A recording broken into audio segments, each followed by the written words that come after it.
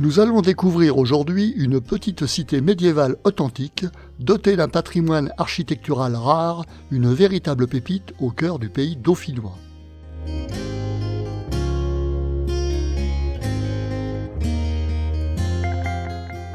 C'est vers le IXe siècle que la ville de Crémieux est mentionnée, mais c'est au XIIe siècle qu'elle devient le chef-lieu d'une châtellenie dans la baronnie de la Tour du Pin.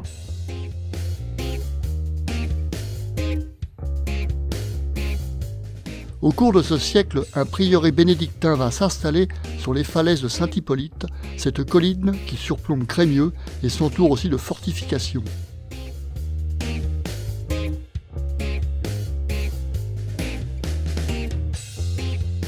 À l'opposé, un château delphinal va s'installer sur la colline de Saint-Laurent. Propriété du baron de la Tour du Pin, il était destiné à assurer la protection des habitants de Crémieux et possédait donc aussi des fortifications. Au XIVe siècle, l'année 1315 marque un tournant dans l'histoire de cette petite cité. En effet, cette année-là, le dauphin Jean II, alors seigneur du Dauphiné, décide d'accorder à la cité une charte de franchise qui en fit un territoire jouissant d'exceptions juridiques et politiques et assure alors la prospérité de la ville pendant environ 2 siècles. L'expansion de Crémieux est d'abord marquée par la création de la ville neuve entre les 2 collines de la cité, puis l'édification d'une seconde enceinte fortifiée de plus de 2 km qui s'étendait depuis le château delphinal, parcourait l'ancienne et la nouvelle ville pour rejoindre enfin les falaises de Saint-Hippolyte.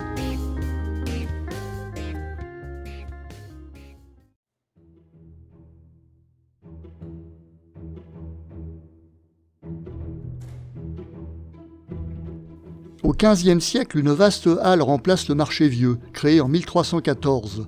Ce bâtiment exceptionnel de 60 mètres de long, aux murs épais et percés de 3 arcades, est couvert par une toiture en lauze de 400 tonnes et d'une superficie de 1200 mètres carrés.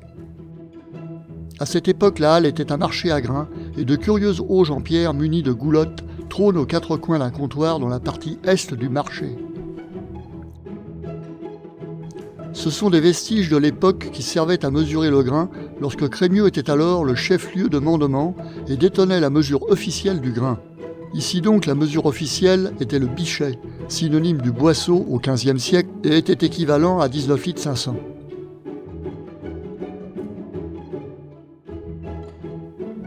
Tout au long du Moyen-Âge, sous ces halles de Crémieux, monumentales et classées, se tenaient alors régulièrement des foires et des marchés.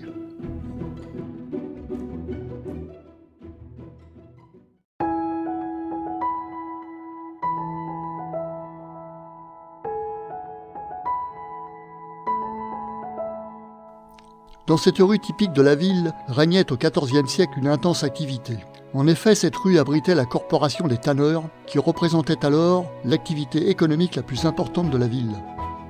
Leur implantation était judicieuse puisqu'ils bénéficiaient alors du droit de profiter de l'eau des douves, située à l'extérieur des remparts, pour blanchir les peaux. Cette rue relativement excentrée permettait aux autres habitants de la cité de ne pas être fortement incommodés par l'odeur nauséabonde qui se dégageait alors du travail de tannage. Il s'agissait principalement dans la rue de maisons à étages avec des balcons qui permettaient le séchage des peaux, comme par exemple la maison qui a abrité au XVIe siècle le maréchal Ferrand. L'expansion économique de Crémieux entraîna rapidement la création d'un atelier monétaire, attesté en 1337, et des bâtiments plus récents sont toujours là dans la vieille ville pour témoigner de l'essor économique de cette époque. Sur cette place, du XIVe au XVIe siècle, on y frappait donc la monnaie.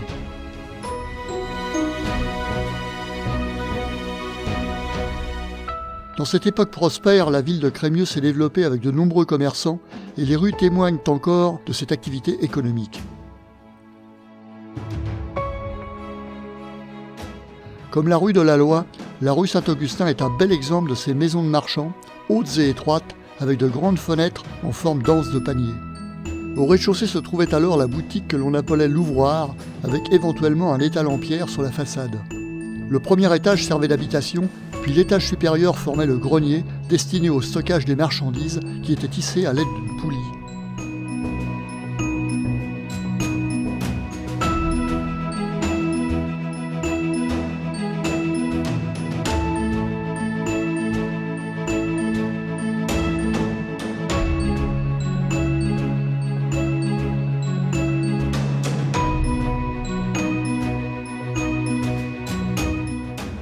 Mais d'autres anciennes maisons de ville sont présentes au cœur de cette cité médiévale, et la maison Colombier, datée du XVIe siècle, est une demeure typique de cette époque, avec à l'étage une fenêtre à meneaux d'angle donnant sur la rue.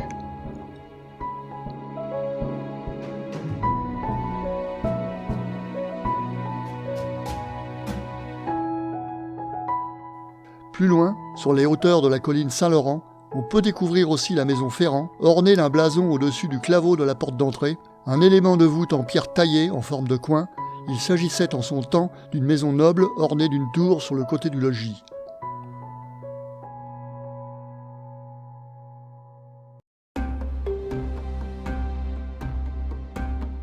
Mais d'autres maisons sont aussi attachées à des légendes comme la plus ancienne de cette ville médiévale. En effet, rue des Vieux Marchés est érigée la maison Martinas.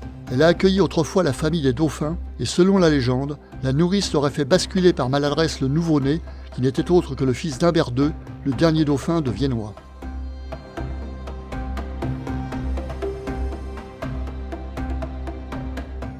Une autre légende raconte aussi qu'un cordier, qui habitait alors cette demeure, surprit un jour ses 2 filles avec 2 garçons, qu'il pendit alors à ses fenêtres. Mais l'un d'eux était le fils d'un seigneur, qui ordonna de le pendre à son tour.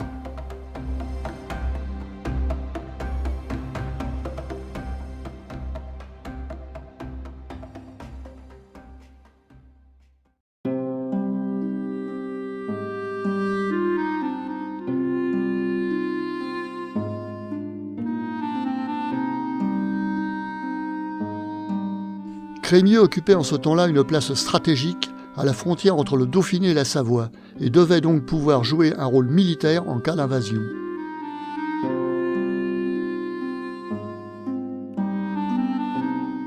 Le château d'Elfinal était donc la pièce maîtresse du système défensif. Pour y accéder depuis la ville, il faut se hisser jusqu'à lui, et le moyen le plus court n'est pas le plus aisé. En effet, plusieurs passages assez raides et en escalier permettent d'accéder à ce promontoire stratégique. Lors de la montée par le versant sud, il faut longer les anciennes murailles qui constituaient l'enceinte fortifiée.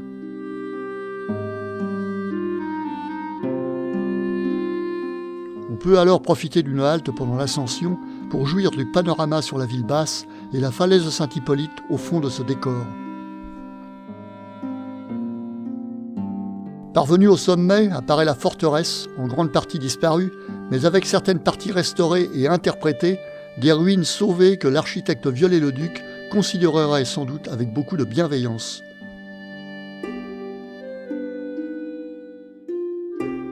Ce château édifié au XIIIe siècle est effectivement devenu vétuste 3 siècles plus tard, et des pierres ont même servi à construire le couvent des Visitandines. Une restauration de l'ensemble a été réalisée au XXe siècle et le parapet côté ville, qui a été pourvu d'un large crénelage, en est un exemple. À côté du portail d'entrée du château, une chapelle a été érigée au XIXe siècle et restaurée en 1978. À cet endroit aurait été découvert un tombeau contenant un corps avec des objets en bronze datant du 1er millénaire avant notre ère.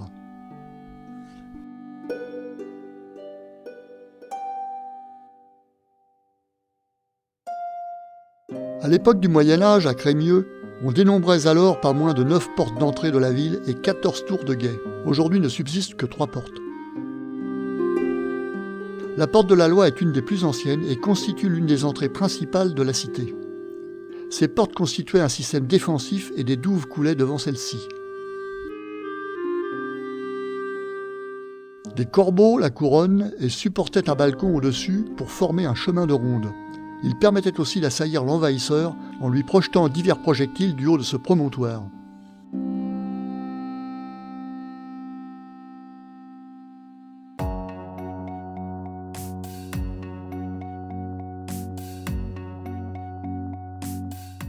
La porte de Quirieux, placée en surplomb, est accessible par des escaliers avec une rigole centrale qui permettait au Moyen-Âge le déversement des eaux usées.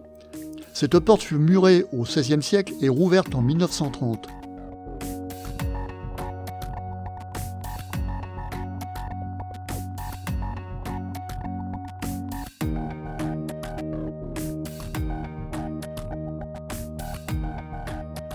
La porte neuve, plus moderne, remplaça la porte de Quirieu au XVIe siècle et prend aussi le nom de porte François Ier, car ce roi s'y rendit fréquemment lors des guerres d'Italie.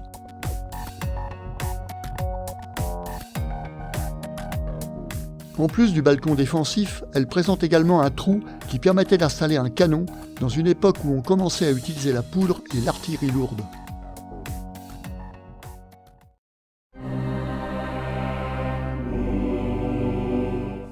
Lorsque les bénédictins vinrent s'installer au XIIe siècle sur cette falaise de Saint-Hippolyte, l'ordre de Saint-Benoît atteint son apogée, puisqu'à cette époque, cet ordre possédait alors en France environ 2000 abbayes et 20 000 prieurés.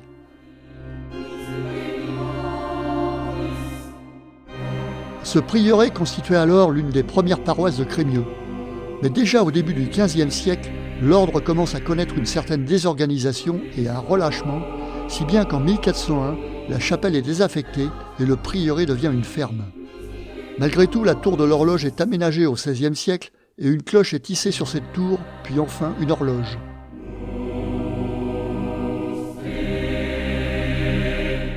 La montée de cette colline est un chemin parfaitement accessible et entretenu. La ville participe activement à la conservation et la valorisation de ce site en procédant à des élagages ou des abattages d'arbres grâce à des inventaires préalables. La montée vers cette colline est un effort qui est vite récompensé par la découverte d'un vaste panorama englobant l'ensemble de cette cité médiévale que de nombreux touristes s'empressent d'admirer.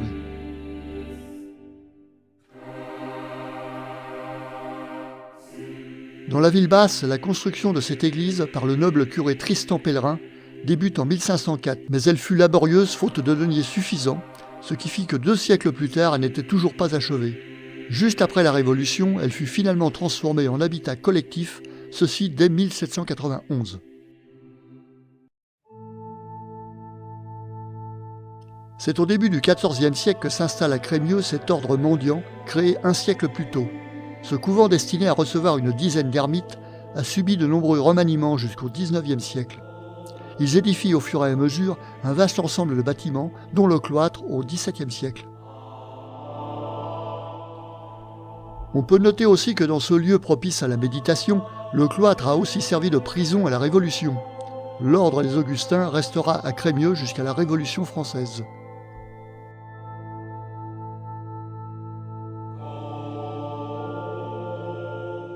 Le logis du couvent des Augustins est occupé par la mairie depuis 1791.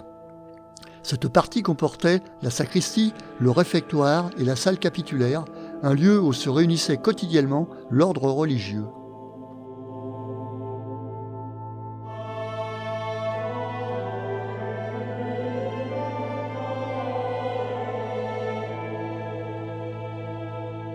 L'entrée du cloître se fait par une grille de l'ancienne chapelle des Pénitents Blancs, le portail des Gonfalons, une autre confrérie qui s'est installée à Crémieux en 1619. Dans la galerie, une lourde porte en bois munie d'un judas permet également d'accéder directement au cloître depuis la ville.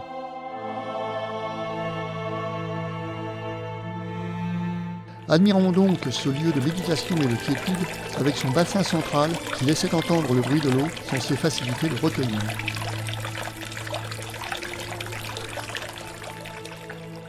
Son architecture est sobre et classique, avec les voûtes régulières et son toit de lauze, où on imagine aisément les religieux qui y déambulaient alors quotidiennement.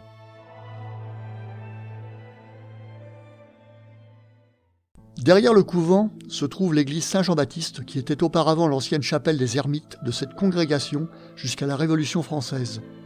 À ce moment, les bâtiments religieux ont été rachetés par la commune et elle devint donc par la suite l'église paroissiale. Cette église, adossée au rempart de la ville, est construite selon le plan d'une église halle, avec les voûtes des 3 vaisseaux au même niveau, un style que les ordres mendiants affectaient particulièrement. Par la suite, elle a subi de nombreux remaniements et agrandissements jusqu'au XIXe siècle. L'expression de la spiritualité des Augustins est bien marquée dans cette église, avec la présence de fresques qui ont pu être réalisées grâce à de généreux donateurs. Ces peintures remontent pour la plupart à l'origine du couvent et 22 scènes différentes ont pu être identifiées. Ces peintures murales dont on ne connaît ni l'identité des auteurs ni leur origine sont des modèles remarquables par leur ampleur et par leur ancienneté. Le dégagement de ces œuvres depuis une vingtaine d'années constitue donc un témoignage historique inestimable.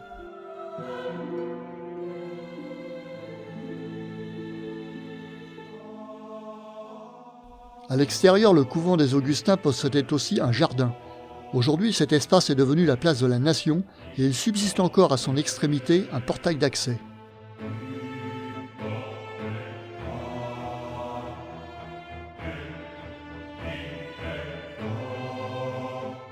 Sur cette place a été érigée en 1823 une fontaine à balancier qui a remplacé un ancien puits. Elle est classée maintenant monument historique depuis 1980.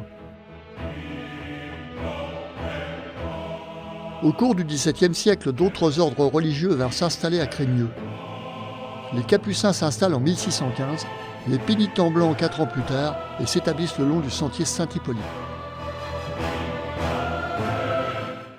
Les Visitandines fondent leur couvent en 1627. Il s'agit d'un ordre de la Visitation, fondé par Jeanne de Chantal, qui était la grand-mère de Madame de Sévigné.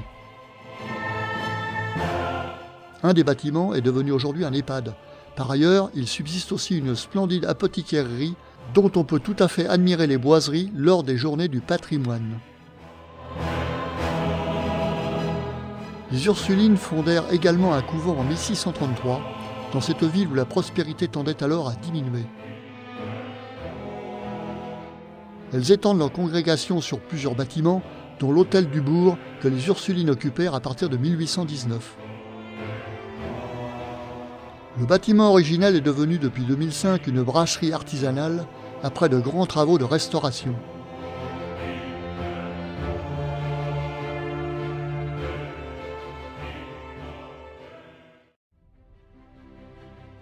En 2019, la ville de Crémieux a porté le projet de faire inscrire la cité sur la liste du patrimoine mondial de l'UNESCO.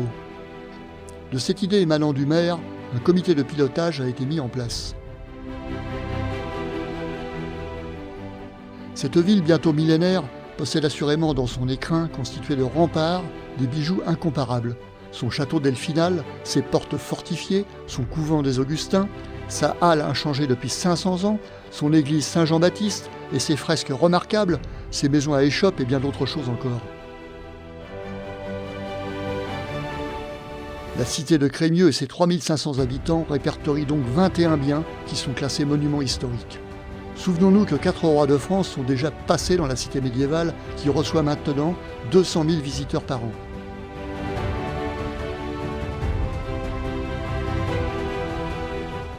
Par la richesse universelle de son patrimoine que la cité crémolane possède, on ne peut alors qu'espérer fortement que cette distinction lui soit enfin attribuée.